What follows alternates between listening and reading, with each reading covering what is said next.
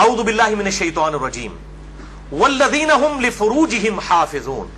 اہل ایمان کی نشانی یہ ہے کہ وہ اپنی شرم گاہوں کی حفاظت کرتے ہیں. اور پھر ساتھ ہی ارشاد فرمایا گیا دو ایکسیپشنز ہیں. الا علی ازواجہم, سوائے اپنی بیویوں کے, او ما ملکت ایمانہم, یا پھر ان کے ہاتھ کا مال جو کنیزیں ہیں, لونڈیاں ہیں, وہ فإنہم غیر ملومین, تو پھر اس معاملے میں بے شک ان کے اوپر کوئی گرفت نہیں ہے. فمن ابتغى وراء ذلك, اور جو کوئی ان دو راستوں کے علاوہ کوئی بھی راستہ اختیار کرے گا, کوئی بھی تیسرا راستہ, فأولئک هم العادون, تو ایسے لوگ اللہ کی حدوں سے پھلانگ جانے والے ہیں, اللہ کی حدوں کو توڑنے والے ہیں. وَلِعَوْذُ بِاللَّهِ تَعَالَى. بھائیو, ان آیات سے بالکل واضح ہو گیا کہ اہل ایمان کی شرمگاہوں کا جائز استعمال صرف اپنی بیویوں اور اپنے ہاتھ کا مال لونڈیوں اور کنیزوں کے ساتھ ہے, جو جنگی قیدی ہوتی ہیں. اور وہ بھی سب عورتیں نہیں, ایسی عورتیں کہ جو جنگ میں مسلمانوں کے ساتھ لڑنے کے لیے آئی ہوتی ہیں. بالکل اللہ تعالیٰ نے واضح طور پر فرما دیا کہ شرمگاہ کا استعمال ایک مسلمان مرد اور عورت میاں بیوی کے ریلیشن شپ میں یا لونڈیوں والے معاملے میں ہو سکتا ہے. اس کے علاوہ اس کی قطعاً اجازت نہیں, خواہ نکاح متع ہو خواہ نکاح مسیار ہو. تو بھائیو, جو شرمگاہ کا استعمال ہے صرف دو صورتوں میں جائز ہے. اس میں سے بھی اب ایک صورت ہی پریکٹیکلی باقی رہ گئی ہے, وہ بیویوں کے ساتھ, اور دوسرا لونڈیوں کے ساتھ. تو اس سے یہ چیز بھی اس کے اندر امپلائیڈ ہے کہ اس کے علاوہ جتنی بھی چیزیں ہوں گی شرمگاہ کے استعمال کے پوائنٹ آف ویو سے وہ جائز نہیں ہوں گی. اور اس میں ٹاپ آف دا لسٹ چیز جو ہے وہ یہ مشت زنی والا ایشو ہے, جو نوجوان مردوں کے اندر ایک فتنہ پایا جاتا ہے ہینڈ پریکٹس کا. اس کی بھی حرمت اسی کے اندر امپلائیڈ ہے. یعنی کوئی مرد جو ہے وہ اپنے ہاتھ سے منی نکالے اور اپنی شہوت کی تسکین کرے, وَلِعَوْذُ بِاللَّهِ تَعَالَى. اور اسی قسم کے ایشوز فیمیلز کے اندر بھی پائے جاتے ہیں. اس کی ڈیٹیل میں جانے کی ضرورت نہیں ہے, اشارتاً بات ہی کافی ہے. تو اسی کانٹیکسٹ میں بعض علماء کی طرف سے, آج کل کے کچھ جدید علماء ہیں, ان کی طرف سے فتاوی اور کچھ بزرگوں کے فتاوی پیش کیے جاتے ہیں. وہ سب کے سب بے سند اور فضول قسم کے فتاوی ہیں. کوئی بھی فتویٰ جو کتاب و سنت کے واضح دلائل کے اگینسٹ ہوگا وہ قطعاً ایکسیپٹیبل نہیں ہوگا, خواہ وہ کسی بڑے سے بڑے امام کا ہو, بڑے سے بڑے فلاسفر کا ہو, بڑے سے بڑے عالم دین کا ہو.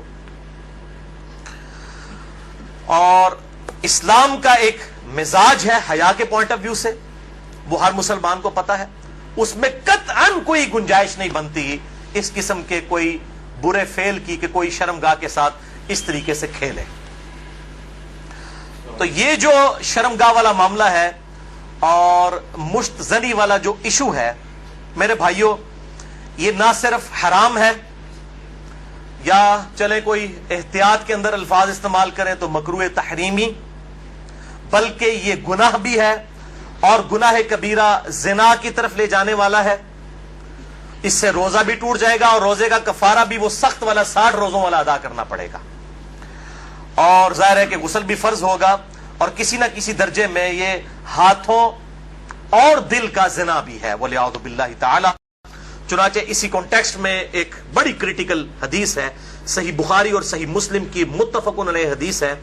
صحیح بخاری میں 6612, صحیح مسلم میں 6754 اور مشکات میں بھی 86 نمبر پہ یہ حدیث موجود ہے کہ آپ صلی اللہ علیہ وسلم نے فرمایا کہ آنکھ کا زنا دیکھنا ہے, کانوں کا زنا سننا ہے, بے حیائی کی باتیں سننا. زبان کا زنا بولنا ہے, فحش گفتگو کرنا. ہاتھوں کا زنا پکڑنا ہے, ٹانگوں کا زنا چل کر جانا ہے. اور نفس تمنا اور آرزو کرتا ہے اور شرمگاہ اس کی تصدیق کر دیتی ہے, وَلِعَوْذُ بِاللَّهِ تَعَالَى. تعویل خاص کے اعتبار سے تو یہ زنا کے بارے میں ہے, تعویل عام میں ہینڈ پریکٹس والا جو مشت زنی کا ایشو ہے وہ بھی اسی کے اندر داخل ہے, وَلِعَوْذُ بِاللَّهِ تَعَالَى. اب ظاہر ہے کہ اگر اس قسم کی بیماری میں کوئی شخص مبتلا ہے, اس کا علاج کیا ہے؟ توبہ کرے اور اللہ کی طرف رجوع لائے. اور اللہ تعالیٰ نے اس حوالے سے ایک نیچرل پروسیس بھی رکھا ہوا ہے یعنی مردوں کے لیے خصوصاً احتلام کا، نائٹ فال کا ایشو ہے کہ جو ایکسیسو اس طرح کی جو انسان کے جسم کے اندر مادے بنتے ہیں وہ آٹومیٹکلی ایک فزیکل فینومینا آف نیچر کے تحت نکل جاتے ہیں۔ بہرحال اپنی شہوت کو کنٹرول کرنے کے لیے آپ صلی اللہ علیہ وسلم نے علاج تجویز فرمایا، سب سے بڑا علاج، اور وہ ہے نکاح۔ اور اگر نکاح نہ ہو تو پھر کیا علاج؟ اگر آج کل کے فلاسفرز اور ان جو سو کالڈ بزرگوں کے فتوے مانے جائیں تو وہ تو کہتے ہیں کہ جی آپ نعوذ باللہ جو ہے وہ مستزنی کر لیں، یہ علاج ہے۔ نبی صلی اللہ علیہ وسلم نے یہ علاج تجویز نہیں فرمایا۔ صحیح بخاری اور صحیح مسلم کی متفقن علیہ حدیث ہے، بخاری میں 5066 اور مسلم میں 3398 اور مشکات میں بھی موجود ہے 3080 نمبر۔ آپ صلی اللہ علیہ وسلم نے فرمایا، اے نوجوانوں کے گروہ، تم میں سے جس کے پاس استطاعت ہے وہ نکاح کرے، یعنی جو فائنینشلی سپورٹ کر سکتا ہے، جس کے پاس اتنا خرچہ ہے کہ معاملات کو لے کر چل سکتا ہے۔